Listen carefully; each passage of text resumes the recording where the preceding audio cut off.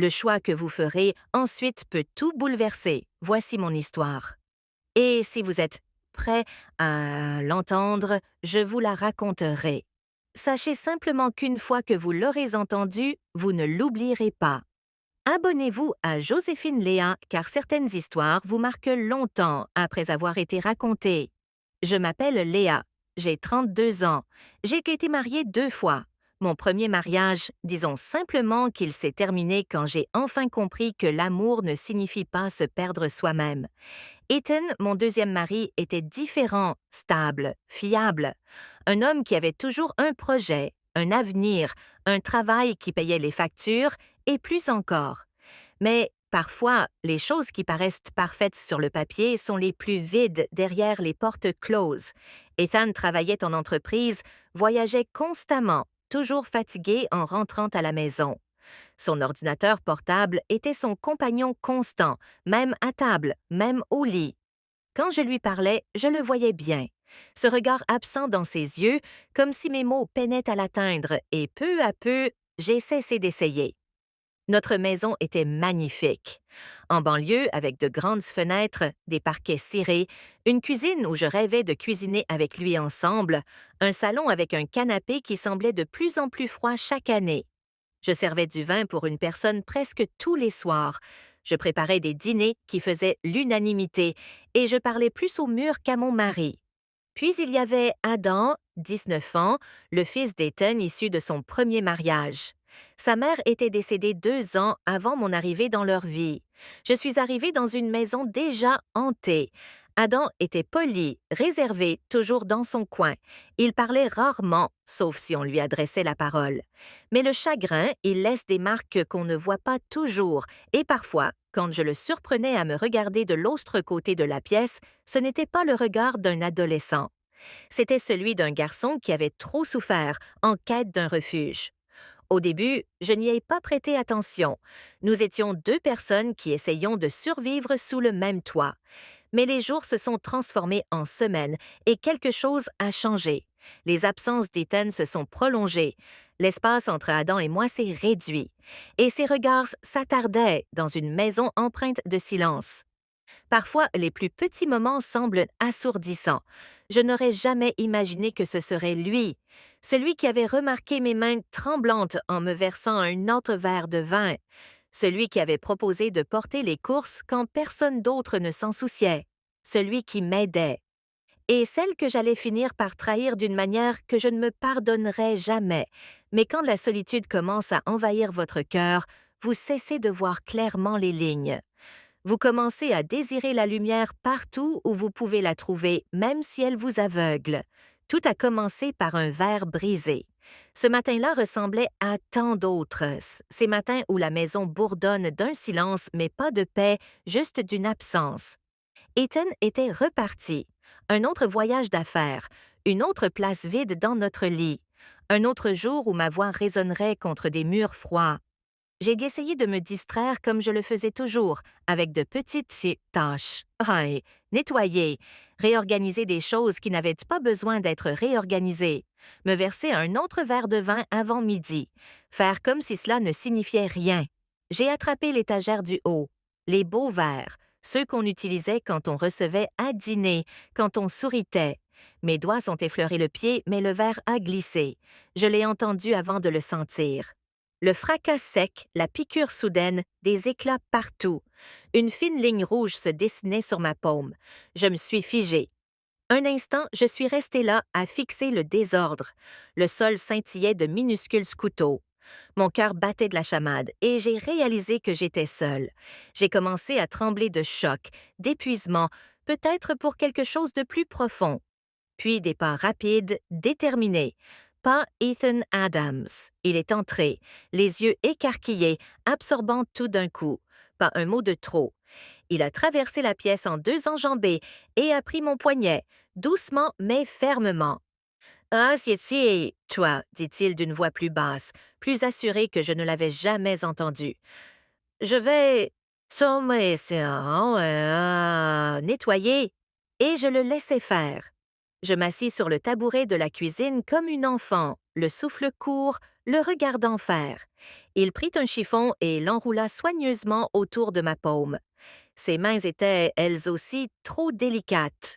Et puis le chiffon se pressa contre ma peau, mais ses doigts ne se retirèrent pas et ils s'attardèrent une seconde de trop, juste assez pour que l'air entre nous vibre d'une chose que je ne voulais pas nommer.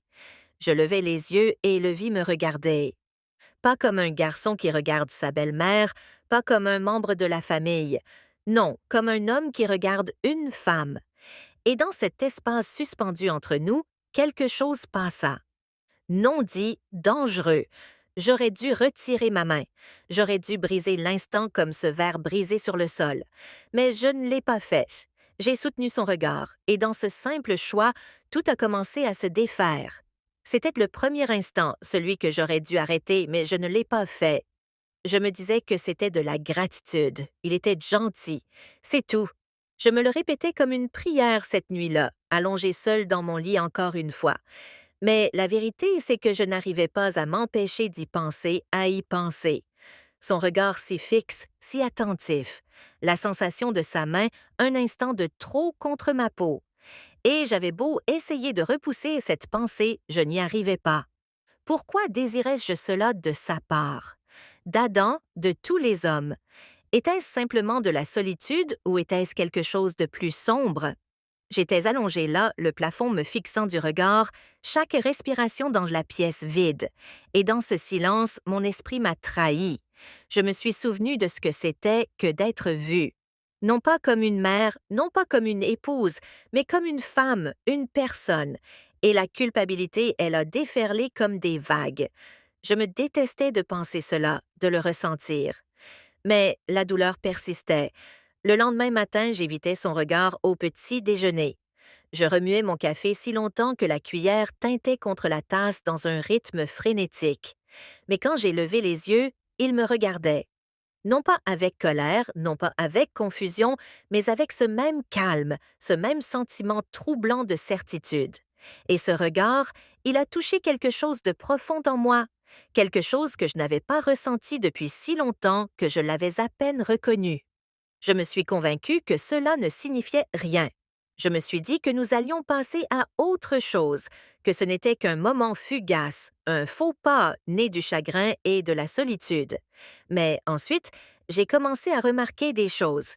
Il s'attardait plus longtemps dans la cuisine, s'asseyait plus près quand nous regardions la télévision, quand nous nous trouvions par hasard dans la même pièce. Ses yeux me trouvaient, me fixaient, une seconde de trop, et pire encore. J'ai commencé à le laisser faire.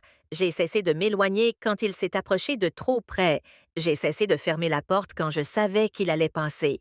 Je me disais que je l'imaginais, que ce n'était pas réel. Mais au fond de moi, je savais que c'était faux.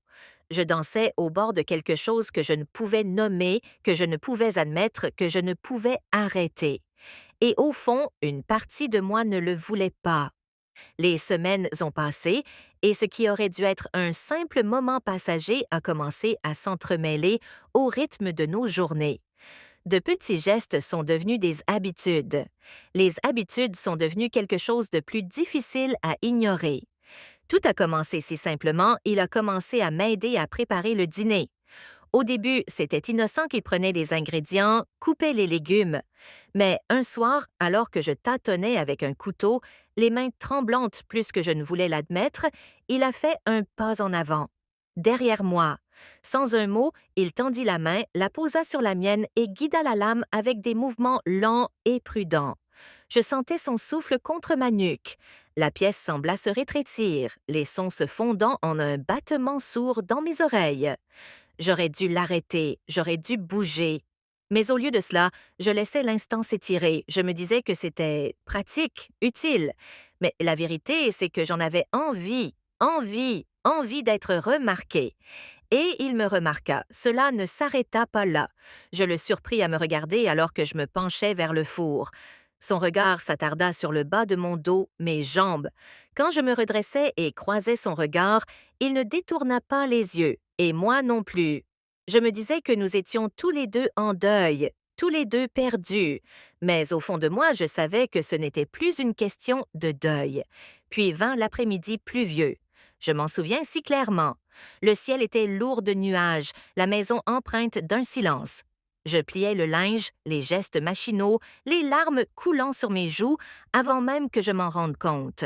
Le poids de tout cela, la distance d'Ethan, la maison vide, ma propre honte. Cela pesait sur ma poitrine jusqu'à ce que je ne puisse plus respirer. Je me suis effondrée sur le sol, le dos contre le sèche-linge, sanglotant discrètement dans mes mains, et c'est alors que je l'ai entendu. Des pas lents, réguliers, puis il était là, agenouillé près de moi. Tu ne devrais pas être seul, murmura-t-il. Et avant que je puisse répondre, ses bras m'entouraient trop longtemps, trop fort.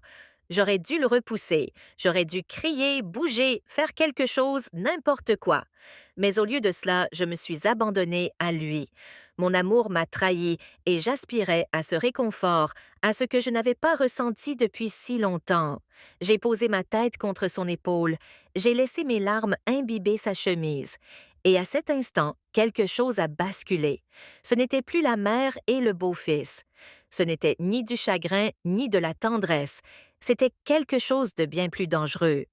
Plus tard, je me suis dit que ce n'était que du réconfort, rien de plus. Mais nous le savions tous les deux. Nous avons tous les deux ressenti ce basculement et il n'y avait plus de retour en arrière. Cette nuit-elle, j'ai trop bu. Ethan était encore parti, dans une autre ville. Encore un mail tard dans la nuit disant « Ne m'attends pas ». Dehors, l'orage avait éclaté. Le tonnerre grondait dans le ciel comme un avertissement que je ne parvenais pas à entendre. À l'intérieur, c'était pire. Un silence si pesant qu'il résonnait plus fort que n'importe quel son. J'ai versé verre après verre de vin, non pour m'anesthésier, mais pour ressentir quelque chose. Et puis je suis restée assise, là, seule dans la cuisine plongée dans l'obscurité, la pluie battant les vitres, le cœur plus lourd que la bouteille dans ma main. Des larmes ont coulé sur mes joues avant même que je m'en rende compte. Des larmes pour un mariage qui m'échappait. Des larmes pour la honte qui me rongeait depuis cet après-midi dans la buanderie. Des larmes pour la femme que je ne reconnaissais plus. Et juste au moment où je pensais me noyer dedans, je les ai entendus à nouveau, des pas, doux, hésitants. Puis Adam est apparu sur le seuil. Pas un mot, juste ses yeux qui me fixaient comme si je m'effondrais devant lui. Sans rien demander, il a traversé la pièce, a pris le verre de mes doigts tremblants et l'a posé. « Tu ne peux pas faire ça toute seule, » a-t-il dit. Une voix si douce qu'elle me coupa le souffle. Avant que je puisse parler, avant que je puisse expliquer les 1000 choses enchevêtrées en moi, il était à mes côtés. Puis sa main se leva. Son pouce essuya une larme si douce, si tendre. Puis elle glissa, traçant la ligne de ma joue. J'aurais dû l'arrêter. Toutes les voitiers en moi le criaient, mais j'étais si fatiguée, si vide, et la sienne semblait être la seule chose qui me maintenait debout. J'ai fermé les yeux à la place. Je me suis dit que c'était du réconfort. Juste une seconde de plus, juste une respiration de plus. Et en cette seconde, tout s'est brisé. Sa voix a effleuré les miennes, douce, tremblante, sans exigence, sans force. Juste une question désespérée, fragile que ni l'un ni l'autre ne savions formuler, et pire encore. Je lui ai rendu son salut seulement un instant. Mais cet instant nous a tous deux détruits. Quand j'ai ouvert les yeux, il était pâle, figé. J'ai scruté son visage, la panique montant dans ma gorge. Mais avant que je puisse parler, il a murmuré « Je suis désolée ». Et puis il s'est enfui. Je suis restée assise, paralysée. Dehors, la tempête grondait plus fort. Mais à l'intérieur de moi, il n'y avait que le silence. Un silence qui allait nous engloutir. Ne manquez pas la suite. Abonnez-vous dès maintenant pour suivre le déroulement de cette histoire sur Heartfelt Tales Unfold. La maison était différente le lendemain, plus silencieuse, plus lourde, comme si l'air lui-même avait changé. Chaque son paraissait strident. Les chaises qui grincent, le cliquetis des couverts, les portes qui claquent. Et Adam, il m'évitait. Plus de pas discrets derrière moi dans la cuisine, plus de moments passés dans l'embrasure de la porte, plus de regards qui sonnaient comme des questions. Maintenant, la distance s'était installée, un gouffre que ni l'un ni l'autre ne savions comment franchir. Puis Ethan est rentré, valise à la main, la voix enjouée comme si rien au monde n'avait changé. Tu m'as manqué? A-t-il demandé, me pinçant la joue par réflexe à plusieurs reprises. Et à cet instant, j'ai eu envie de hurler. Je voulais tout lui dire, le supplier de voir la femme qui s'effondrait sous ses yeux, mais je n'y arrivais pas. J'ai hoché la tête, souri, préparé le dîner comme si mon cœur ne se brisait pas dans ma poitrine. Le poids de ma culpabilité m'écrasait presque. Chaque mot que je prononçais avait un goût de cendre. Chaque regard porté sur Adam me brûlait comme un feu. Et Adam, il évitait mes yeux. Les repas étaient silencieux. La distance entre nous s'élargissait à chaque heure qui passait. Je me répétais sans cesse. Tu dois faire comme si de rien n'était. Tu dois garder ça enfoui, mais intérieurement, je démêlais les fils un à un. Je l'observais de l'autre côté de la pièce, cherchant quelque chose. De la colère, de la honte, n'importe quoi qui pourrait me dire comment réparer ce que j'avais brisé. Mais je ne voyais qu'un garçon qui portait trop de fardeau et une femme qui lui en avait donné encore plus à supporter. Des choses subtiles le trahissaient. Il a cessé d'aider en cuisine. Il a cessé de m'offrir du réconfort en silence comme il le faisait autrefois. Il a cessé de s'asseoir près de moi pendant ces longues et pesantes soirées. Et pourtant, parfois, je le surprenais à me regarder, les yeux remplis de quelque chose brut et confus, déchiré, douloureux, comme s'il voulait parler mais ne trouvait pas les mots. Et moi, j'étais tout aussi piégée, effrayée à l'idée de tendre la main, terrifiée à l'idée de lâcher prise. Nous portions tous les deux la même blessure maintenant, une blessure que nous nous étions infligée ensemble. Et je me détestais. Chaque respiration, chaque regard, chaque battement de mon cœur me rappelait ce que j'avais fait. J'avais trahi Ethan, j'avais trahi la confiance d'Adam, j'avais brisé un lien qui aurait dû rester pur. Je ne pouvais ni dormir ni manger. La culpabilité pesait sur ma poitrine comme une pierre que je ne pouvais avaler. Mais, et c'est là ce que j'ai du mal à dire, une partie de moi souffrait encore de ce moment, de la proximité que nous avions partagée, du sentiment d'être vu, vraiment vu par quelqu'un alors que je m'étais sentie invisible pendant si longtemps. Et cette douleur, ce désir me terrifiait encore plus que la culpabilité. Quel genre de personne suis-je? Comment pouvais-je désirer quelque chose d'aussi mal, d'aussi brisé? Comment pouvais-je vouloir ressentir à nouveau ce qui n'aurait jamais dû arriver? Je me tenais devant le miroir, scrutant mon propre regard, espérant y trouver la femme que je croyais être. Mais je ne voyais qu'une étrangère, une femme qui avait franchi une limite irréversible. Chaque fois que je regardais Ethan, j'avais la nausée. Chaque mot que je lui adressais sonnait comme un mensonge. Je le regardais siroter son café, répondre à ses emails, me parler de ses voyages, et je me demandais s'il était au courant, s'il s'en soucierait encore, s'il me remarquerait encore. Et Adam, mon pauvre Adam brisé. Je ne pouvais pas le regarder en face. Je ne pouvais pas effacer le regard dans ses yeux ce soir-là, quand il a murmuré « Je suis désolée » et s'est enfui. Une partie de moi voulait tout avouer à Ethan, tout lui révéler et le supplier de me pardonner, même de façon superficielle. Une partie de moi voulait s'asseoir avec Adam pour comprendre ce qui s'était passé et tenter d'arranger les choses, mais une autre partie de moi, la lâche partie, connaissait la vérité. Certaines choses, une fois dites, ne peuvent jamais être effacées. Pourrais-je le confesser à Ethan, à Adam, à qui que ce soit, ou devais-je l'enfouir au plus profond de moi?